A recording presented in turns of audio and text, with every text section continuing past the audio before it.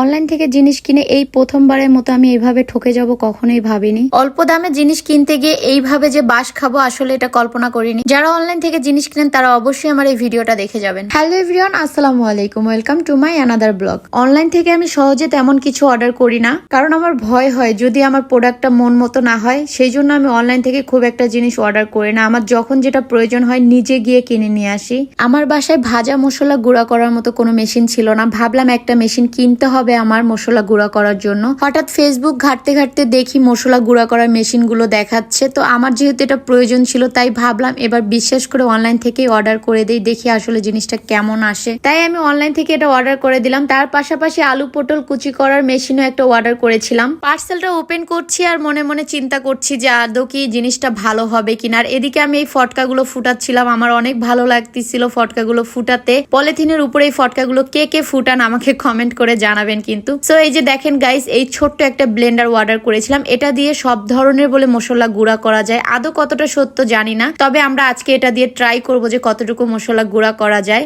এখন আমি একটু ট্রাই করে দেখবো যে আসলে এটাতে মশলা কি গুঁড়া করা যায় আদৌ। তাই আমি এখন ট্রায়াল দেওয়ার জন্য কিচেনে চলে আসলাম। আজকে আপনাদেরকে আমি নিজেই রিভিউ দিব যে আসলে জিনিসটা কতটা ভালো হবে। আপনাদেরকে প্র্যাকটিক্যালি দেখাচ্ছি যে আসলে কি গুঁড়া করা যায় কিনা এখানে। তাই আমি এখানে দারচিনি দিলাম, কিছু সাদা এলাচ দিলাম। এখন আমি এখানে জিরা আর লবঙ্গ অ্যাড করব, করে আপনাদেরকে এগুলো ব্লেন্ড করে দেখাবো যে আসলে কি এটাতে ব্লেন্ড হয় কিনা। দেওয়া প্রত্যেকটা মশলাই অভাজা ছিল, একটা মশলাও কিন্তু আমি এখানে ভেজে দেই নাই। কাঁচা মশলায় আমি এখন ব্লেন্ড করব।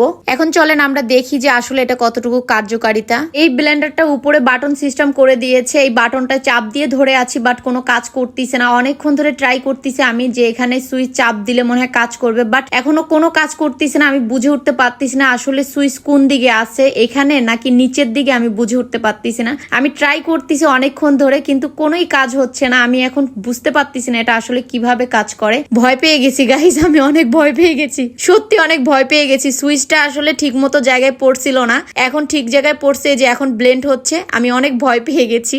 অনেকক্ষণ ধরে সুইচটা চাপছিলাম বাট কোনো কাজই হলো না। হঠাৎ করে যখন সুইচটা চালু হয়ে গেল আমি অনেক ভয় পেয়ে গেছি। কোনো নতুন জিনিস ঘরে আনলে বুঝতে না পারলে আমার মতো এই অবস্থা কার কার হয় অবশ্যই কমেন্ট করে জানাবেন। এখন আমরা দেখবো যে আসলে কি এখানে আমার ব্লেন্ড হলো। আপনাদেরকে দেখাচ্ছি প্র্যাকটিক্যালি। দেখেন গাইস যে আমি এতগুলো জিনিস দিলাম, দেখি কিরকম ব্লেন্ড হলো। গাইস আপনারাই দেখেন এখন অনেক সুন্দরভাবে কিন্তু এখানে ব্লেন্ড হয়ে গেছে। তাহলে এখন আপনারাই তো বুঝতে পারলেন যে মশলা গুঁড়া করার জন্য ব্লেন্ডারটা একদম বেস্ট একটা ব্লেন্ডার। অনেকদিন ধরে আপনাদের ভাইয়া অনেকগুলো পদের মশলা নিয়ে এসে রেখেছিল ঘরে, প্রায় 15-20 পদের মশলা ছিল। মশলাগুলো অনেকদিন ধরে বাসায় রেখে দিয়েছিলাম। আমাদের ঘরে কোনো ব্লেন্ডার ছিল না, যার কারণে আমরা এই মশলাগুলো গুঁড়া করতে পারি নাই। আপনার ভাইয়া বলছে যখন ব্লেন্ডার কিনা হবে তখন আমরা এই মশলাগুলো একসাথে অ্যাড করে তারপরে এগুলো গুঁড়া করে নিব। সো আজকে যখন আমি ব্লেন্ডার কিনে নিয়ে এসেছি তাই চিন্তা করলাম যে আজকে সবগুলো মশলা অ্যাড করে তারপরে হালকা করে ভেজে দেন আমি এগুলো ব্লেন্ড করে নিব। তাই আপনাদের ভাইয়া সবগুলো মশলা এখানে একসাথে মিশাচ্ছিল, মিশিয়ে আমরা এগুলো হালকা করে ভেজে নিব, তারপরে ব্লেন্ডারে ব্লেন্ড করব। এই মশলাটা আমরা সব ধরনের রান্নার মধ্যে ইউজ করে থাকি।